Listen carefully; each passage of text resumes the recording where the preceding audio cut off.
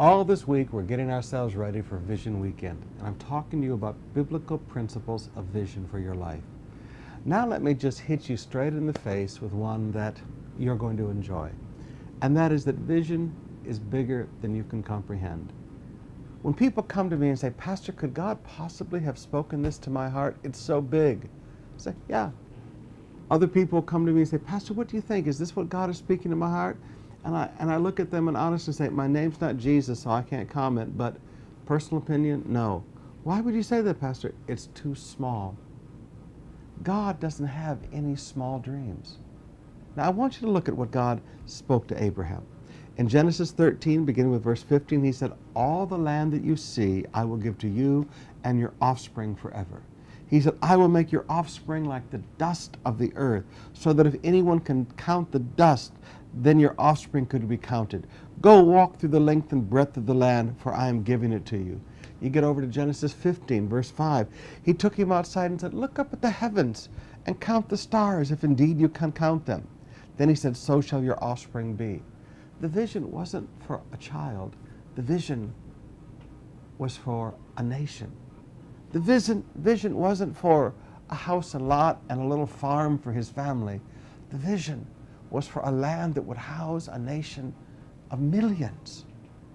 The nation of Israel was born in this vision, both the people and the land. It was a vision greater than one man. It was a vision greater than one generation. Forget me, it was a vision greater than 100 generations. God doesn't dream any small dreams. Now, brothers and sisters, when God begins to speak vision to your heart, I want you to understand it's going to be overwhelming. And secondly, I want you to understand it's probably not going to get done in one generation. So you need to be careful how you build it, because the next generation is going to be left with your decisions. Now, we often stumble with this for two reasons.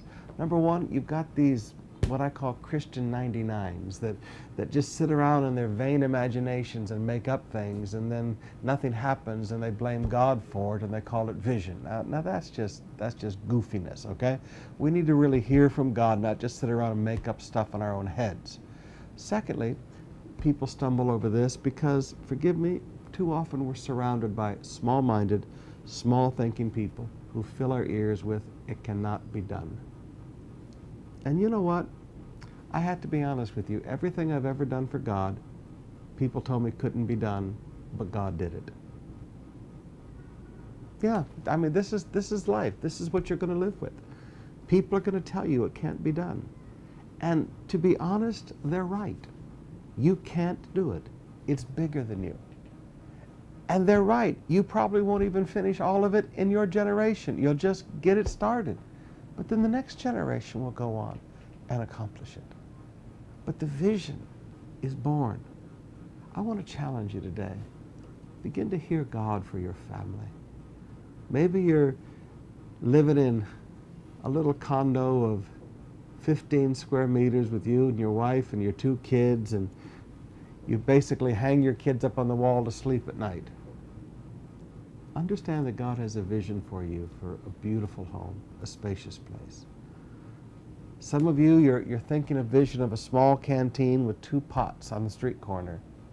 And God has a vision for you for the next Chick Boy, the next Mang Inasal. Some of you, you're limiting your vision to a little sari-sari store, and you're going to be the next Shoe Mart. You need to get beyond the limitations and recognize that God has an incredible vision for you. I want to challenge you today. Take the limits off. Take the limits off of your mind and recognize that God, as I taught you a few Friday nights ago, go back and listen to the sermons. You can download it off iTunes also. God does abundantly beyond anything we could ever ask or imagine, to infinity and beyond. You have a great God. Let Him put His great vision, His great plan for your life in your heart.